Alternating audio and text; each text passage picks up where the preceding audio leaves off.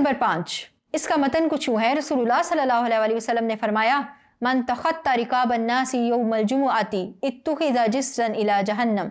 जो शख्स जुमा के दिन लोगों की गर्दनों पर से फलांग कर गया, उसने गोया जहन्नुम की तरफ पुल बनाया। अल्फाज मायने की तरफ बढ़ते हैं।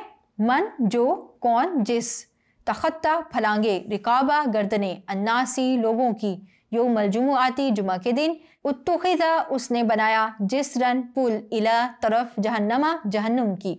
आइए हदीस के मफहूम को समझ लेते हैं। इस हदीस में दीनी, इखलाकी और माशरती दर्स दिया जा रहा है और जुम्मे के दिन के आदाब भी सिखाए जा रहे हैं और एक इखलाकी पहलू की तरफ भी इशारा किया जा रहा है कि इंसान की इज़्ज़त, उसके आराम और उसके वक़ार का ख्याल रखा जाए।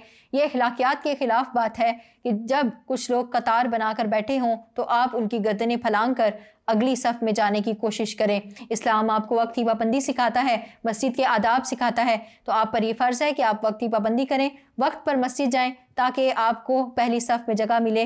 बसूरत दीगर आपको लोगों की गर्दनें फलांग कर पहली सफ़ में जगह लेने की ज़रूरत पेश ना आए। तो इस हदीस में हमें इसी अहम माशरती पहलू का सबक दिया जा रहा है। उम्मीद करती हूँ आपको इसकी समझ आ गई होगी।